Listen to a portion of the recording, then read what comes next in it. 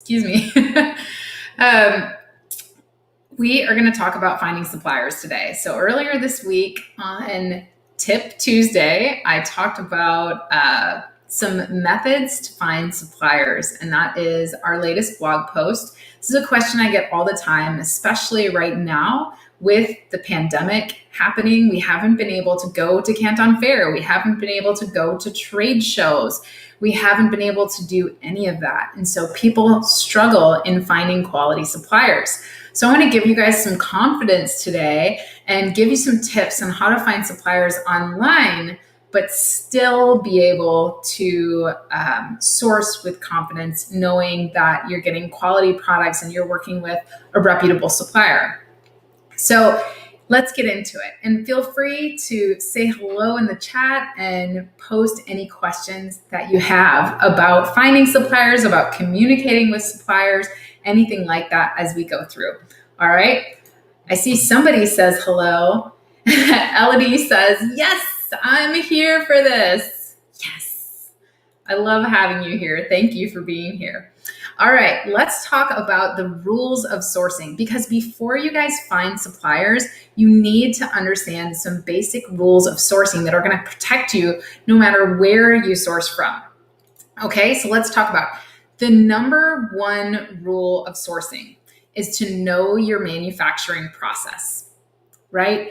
So if you're sourcing, I always use the water bottle as the example, right? If we're sourcing this water bottle right here, but we have no idea what material it's made out of or how it's made, how are we going to have a real conversation with a supplier? Or how are we going to find the manufacturer of this process, whatever process this takes to make this, right? It's important to understand your manufacturing process, because otherwise it's very hard to differentiate a product. It's very hard to ask a manufacturer to change a product.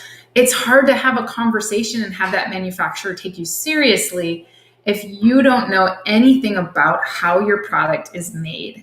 So the first thing that you can do to figure out how your product is made is to look how similar products are made. And even if you're sourcing something stock, it's really helpful to know how it's made.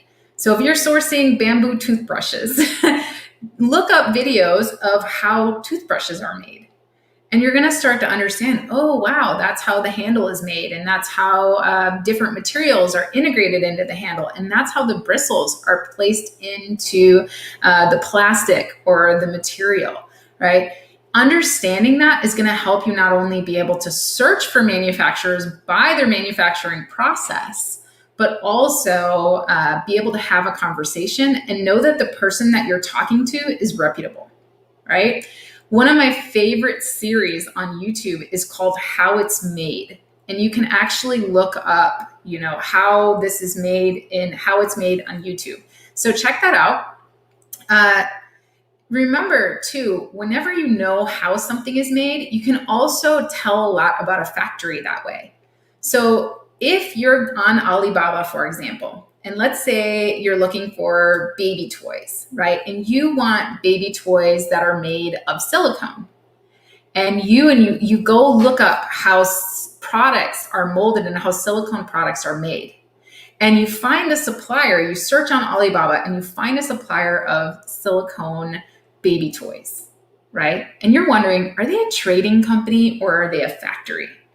Well, if you are able to go into their company profile and view photos of their factory, and you don't actually see pictures of that product being made in the process that it's made in. Like for me, when I do mostly plastic products and I know how my products are made.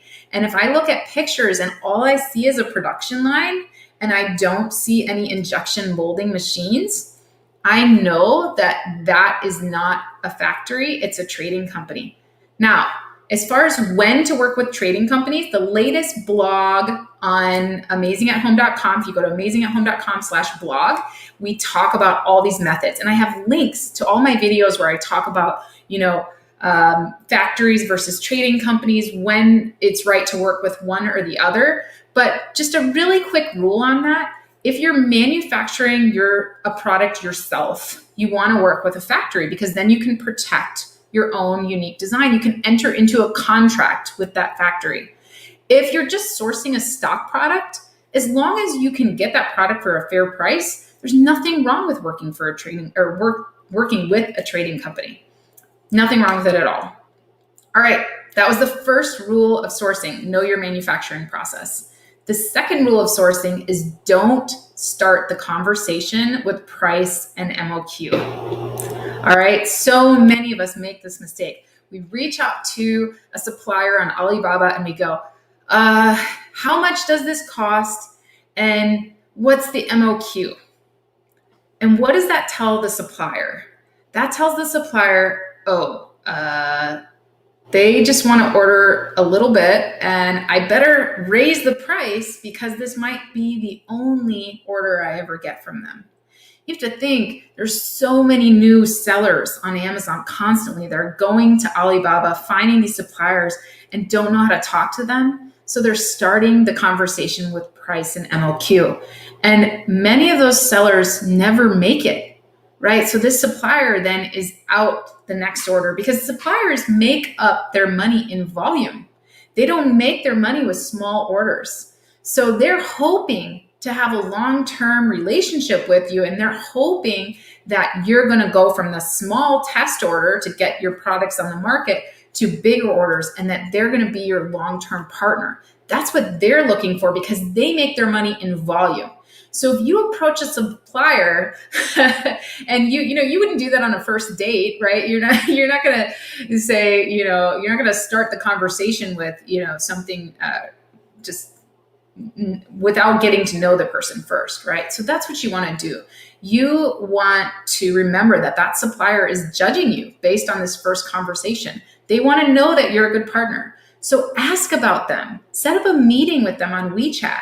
Ask about them, their factory, ask about their location, how long they've been in business, their ports, whether they have export license, et cetera, et cetera. Really get to know them. On average, when I do sessions with suppliers, it's about 2 hours long. Getting to know them, asking about a particular product, all of that. So it's not just sit down and get to business. It is, hey, are you a good partner for me? You want to make sure that supplier is a good partner for you at scale, right? Not just for that first small order of MOQ. Now, if you're just sourcing a little test product to get something on the market and learn the process of selling online, and you found a product from a trading company and you're ordering 100 units from Alibaba, that's a different story, okay? But if you are developing a product, differentiating it and building a brand, you want to really, really talk to your suppliers and build a relationship with them. It's really important. So that brings me to rule number 3. Speaking of talking to your suppliers, you're going to vet your suppliers. That's rule number 3. No matter where you source from, I've had suppliers that I have visited in person in China, and I've later done a contract with them, and they have illegally signed that contract. I don't know that it was their intention to illegally sign it or not, but they signed it with their import-export company, which would not have held them legally liable to not disclose my products. So it's so important that especially when we can't visit in person, right? It's so important to take the time to have a conversation to make sure that supplier is who they say they are. So you remember rule number 2 where we said have a full conversation, right? Get to know that supplier. You're going to get a lot of information. You're going to find out how many employees they have. You're going to find out what are their main export markets, how long they've been in business. So take that information and go and look them up. Go and look at their website, look at their factory profile on Alibaba, or 1688, see what it looks like. Does it line up with what they told you? Look up their domain name on a Whois database and find out how long has their domain existed. If their domain was from 6 months ago and they said they've been in business for 20 years, something's going on there. So if you still aren't sure, the best thing to do is a factory audit. A factory audit is offered by lots of inspection companies. One of my favorites is VTrust, and they'll go out and for about the same price as an inspection, they'll do a full factory audit where they go to the business address of that factory, they make sure that that factory is who they say they are, they make sure they take pictures for you, they check their certifications, they check their licenses, they look at all of their staff and everything like that, and they provide you a full up report. So now you can move forward in confidence, knowing that that person that you built a relationship with, that company that you built a relationship with, is who they say they are. We had somebody in our mastermind group the other day. She had been talking to a factory that she got through one of our sourcing agents. And this is not against the sourcing agent. It's not a problem there. But she was talking to just one of the contacts, right? And you never know where these contacts come from. And they had a really good relationship, really good pricing. Everything looked great. But then when she did the factory audit, she learned that this contact that she had been in contact with this whole time is not listed anywhere under employment of that manufacturer. So that was a big red flag, right? Who is this person? And so she ended up not moving forward with that supplier. But a factory audit is just a really great way to make sure that you're talking to who they say they are, right? It's a great way to save you that money and that time in the long run. So don't be afraid to do that. All right, that brings me to the last rule of sourcing, which is to discuss the terms and sign contracts with your suppliers before releasing unique designs or moving forward with your order. All right, that is so, so, so important because you want to make sure, let's say, I'm going to add something unique to my water bottle here, right? And I don't want to divulge that yet to the factory. First, I just want to talk to them. What I'm going to do is I'm going to find a supplier of a similar product, and I'm just going to talk to them about that product. I'm going to make sure that the pricing is good. I'm going to make sure everything is good to go, that there are no questions about, about that factory, right? I'm going to vet that factory first. I'm going to make sure that I can differentiate this product at all. If I want to add lights to it or something, I need to know if this manufacturer is capable of differentiating the product.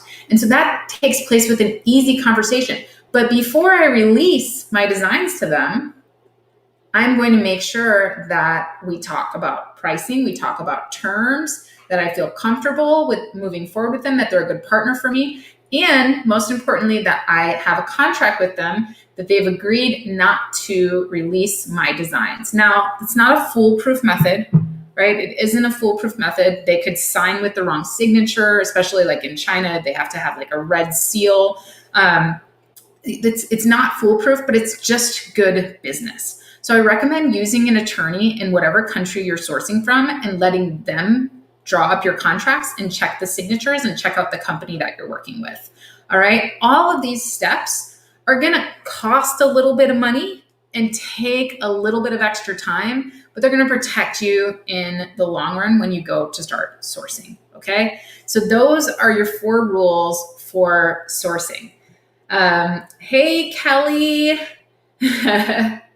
And hey, Elodie, thanks again.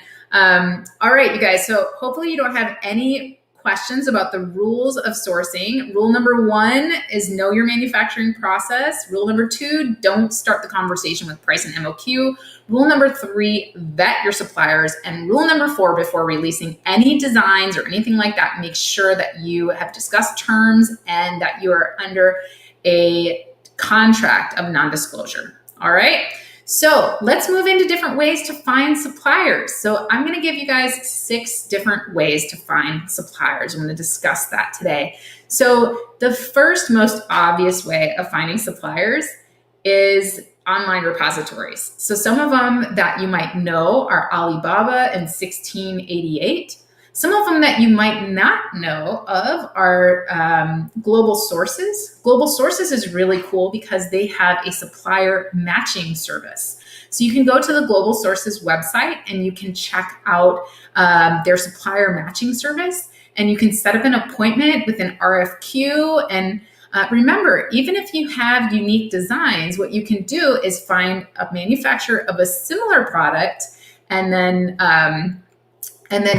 still set up a meeting with them to discuss that. And then when you know that they're a good supplier and you vetted them, then you enter into contract with them and release your differentiation or your unique designs. Okay, so don't be afraid to source if you have a differentiation. So Global Sources is great for that. IndiaMart, if you're sourcing from India, you might find some great suppliers on IndiaMart. ThomasNet for sourcing in the US is pretty good.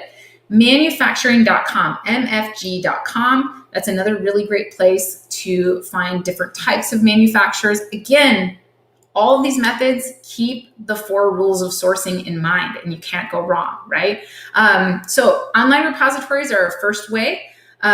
Learn how each repository actually works online. Kind of look at the different filtering options, click around. Some of them have help pages, all of that. Learn a little bit more about how to filter, because that's really going to help you. For example, on 1688, I noticed that I find better, 1688 is only in Chinese. And so you could use Google Translate to translate it to English, but it's also really easy to just take a photo of a product and upload a photo. And so that really helps along that side of things, right? So just learn your way around these different websites, and it'll really help you in filtering out options. That being said, just because someone is a 10-year gold supplier on Alibaba doesn't mean you don't need to vet them. I happen to know a guy who works from his apartment and is a 10-year gold supplier, supposedly a factory on Alibaba. So just make sure that you're doing your due diligence and following the rules of sourcing. Okay, the second thing I want to show you is reverse sourcing. So you can look for your competitors' suppliers. So a really cool website, I actually learned about this from Melissa from Empowery. She's such a cool lady, and she has lots of great tips. I learned about Import Yeti. So Import Yeti is where public records for import records are actually public in the US. So you can actually search by any company, and you can search on sites like Import Yeti and Panjiva, and you can get the public import records, and you can find out who your competitors' suppliers are. There's also a lot of reverse sourcing tools that are built in. I know Helium 10 has a new one. I know ZonGuru has a great sourcing tool as well. So you can do some reverse sourcing. Again, you still need to vet your suppliers. Just because it works for your competitor doesn't mean it's going to work for you. Oh, Yermia wants to know how to find an attorney, where to find an attorney. The best way to find an attorney is either through referrals. So a referral of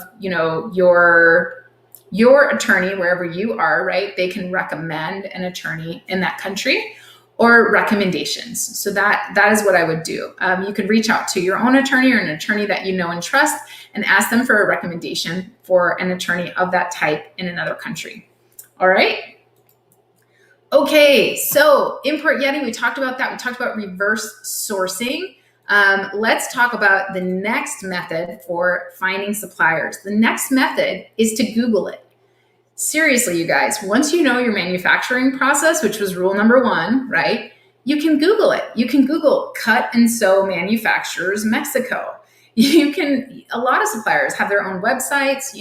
You might find a lot. I was on a client call yesterday, and we were looking for wood manufacturers for wooden type materials in Europe. And we found a whole repository all over Europe. Not only we were looking in Germany, but it brought us to this repository of really great manufacturers all over Europe. So don't be afraid to Google it. Another great search term to use is private label. So for example, if you're making soap, you can search private label soap manufacturers USA. And there are a lot of manufacturers that white label their products, and you can find really, really great manufacturers that will allow you to private label their products. So you can find really great manufacturers just by typing into Google private label blank manufacturers and then whatever country that you're looking for. So give that a try. The next method is factory referrals. So you might have a factory that you trust and you know. For example, when this pandemic kicked off, one of my factories is a cut and sew factory. And the first thing they did was sent me KN95 masks, which I was so grateful for because I was able to give them to members of my community who were first responders and didn't even have masks. But I also reached out to them and said, hey, do you know where I can get more? And they said, yeah, actually, there's a few factories around here that just ended up pivoting and are now helping to make masks for some of the major buyers, right? The major hospitals and stuff like that. So I was able to go to a factory that I trust, and they were able to give me really great referrals. So the key rule there is a factory that you trust. If you just met them, don't ask them for a referral because you don't know if they're good, right? So yeah, if you have a factory that you trust, ask for a referral. And then the last thing that you can do is to register for trade shows. So I want to remind you guys, April 15th through the 24th, Canton Fair is happening online. Canton Fair is China's and the world's largest sourcing exposition. There are over 60,000 suppliers. And when you go in person, it's so huge. It's like 3 airports. It's really, really big. And there's so many manufacturers there. And right now they're online. So it's free to register and you can attend online. And a lot of our folks found really, really great suppliers during the last virtual Canton Fair. So check out the Canton Fair website. We're actually going to Canton Fair virtually together in our Amazing in China Canton Fair Trip Facebook group. So check that out. You can just search on Facebook for Amazing in China Canton Fair Trip, and you'll see that Facebook group, and you can attend the virtual fair with us. We don't actually show the videos from the fair. We just announce events and we ask each other questions, see if people are finding things, and just kind of help each other through the trade show. But when you register for trade shows, you'll get access to the repository of all the suppliers. Some of these trade shows even have their own apps. So you can literally go and search through suppliers. And these suppliers that are at these different trade shows, many times you can't find them on Alibaba. They're not listed. So it's really, really important to also look outside of online repositories and look to trade shows because you're going to find a lot of really, really great manufacturers. Just remember the sourcing rule so that you are looking for your manufacturing process and you still vet your suppliers, right? So that is the last thing besides sourcing agents. So sourcing agents would be our last source for finding suppliers. Again, you can read all of this at amazingathome.com/blog. That's our latest blog post. So I give you tons of links, lots of great tips, links to videos where I talk about all these things. But sourcing agents would be the last thing that I would love to talk about. So a sourcing agent can be really, really great because they might know your industry very well, and they should, right? You don't necessarily want a sourcing agent who can source anything. You want a sourcing agent who specializes in your types of products, because if they don't know the manufacturing process, how can they have a better conversation than you with the supplier? So you want a sourcing agent that knows your manufacturing process. You want to make sure that that sourcing agent comes with good recommendations, right? You don't just want to find like a sourcing agent from a Facebook group. That is not necessarily a best practice there. So, how can you meet sourcing agents? You can meet them through referrals. You can meet them at trade shows. Can't really meet them right now, but so right now would be a great time to do referrals. Just like you vet your suppliers, you want to vet your sourcing agents as well. So make sure you're taking the time to check them out, make sure they are who they say they are, make sure that they specialize in your products, and that you understand the terms of working with them. There's all kinds of different sourcing agents versus sourcing agencies. There's all kinds of different things. So, I could go just talk about sourcing agents for an hour, right? But yeah, that's another way to find products. And it's really great if you have a sourcing agent or someone on the ground in the country where you're sourcing, you can send them samples. They can check out quality for you. They can go visit your factory. They can do all of those things for you. And that can be really, really valuable. And it can cut your sourcing time down significantly. So I use a combination of helpful people on the ground in China, as well as sourcing myself. So that's it. Any other questions before we sign off today? Let's see here. Marina wants to know, why would a manufacturer in China not register on Alibaba? Is it a warning sign? Oh, that's a really great question. Actually, it's not a warning sign at all. Alibaba is simply, it's kind of like Amazon, right? You can list your products. It's all it is a listing repository, right? So it's not necessarily a red flag that a factory is not listed on Alibaba. In fact, there are so many suppliers. Like if you think about the 60,000 suppliers that are at Canton Fair alone, most of them are not on Alibaba. So, well, I wouldn't say most of them. I would say about 80% of them are not necessarily, they don't have a huge presence on Alibaba. They will have websites, stuff like that, but their job is to be a really great manufacturer, right? So oftentimes, if they are found on Alibaba, they're posted there by a third party. And that's what you have to be careful of, is remember that story I told earlier about someone who did a factory audit and they learned that that person that they were talking to was not part of the factory at all. Often the listings on Alibaba, have you ever noticed, like sometimes people get their images stolen and stuff like that from Amazon, and it'll be on Alibaba and you're like, whoa, wait, that wasn't actually the source of that product, right? It's just somebody fishing for clicks to see, hey, can I get somebody where I can go make some money and go source? It's middlemen that are listing on Alibaba. So doesn't mean Alibaba's bad. And it doesn't mean a supplier who's not on Alibaba is bad. It just means follow the sourcing rules, vet your suppliers, know your manufacturing process, make sure you have contracts to protect you, right? All of that. Follow those sourcing rules, and no matter where you source from, whether in person or in trade shows, you're going to be doing really well.